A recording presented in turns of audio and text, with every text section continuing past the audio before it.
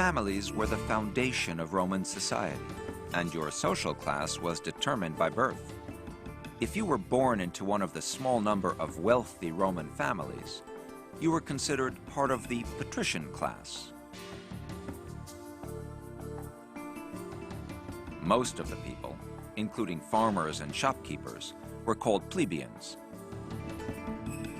Both patricians and plebeians could vote, but patricians held most of the power. About a third of the people did not have any rights at all. They were slaves, many brought back from conquered lands.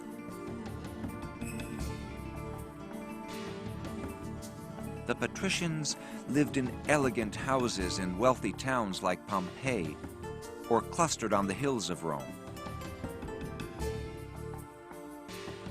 In contrast, most of the city dwellers lived in cramped apartments in buildings sometimes 3 to 5 stories high. The poorest people lived on top. They had the most stairs to climb. Most of the apartments didn't have kitchens, so many people cooked in the streets.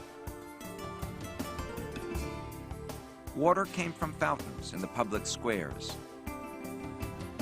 And bathrooms were a communal experience.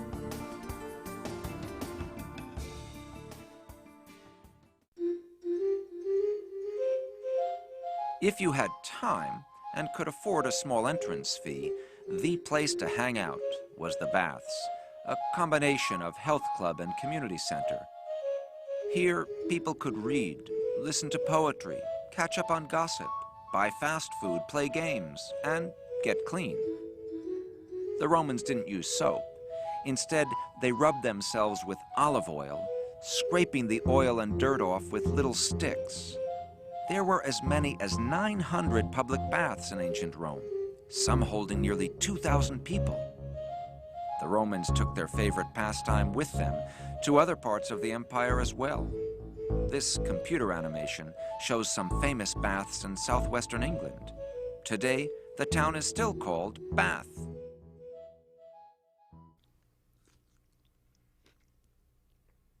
After relaxing for a few hours at the baths, upper-class Romans would return in the late afternoon for their main meal of the day. While the peasants ate simply, bread and vegetables, perhaps lentil soup, the wealthiest people often had feasts that would last for hours. Just like you see in the movies, wealthy Romans didn't sit at the dinner table. They often reclined on sofas. They were served by their slaves, who cut the food into little pieces eaten with the fingers. Take a look at a typical 3-course dinner. First, olives or stuffed dormice, a real delicacy. Then maybe a whole pig, fish, and quail for the main courses, all washed down with wine. For dessert, there was cake and custard, fruit, and snails perhaps. Everyone brought napkins to stuff with food to take home, an ancient Roman doggy bag.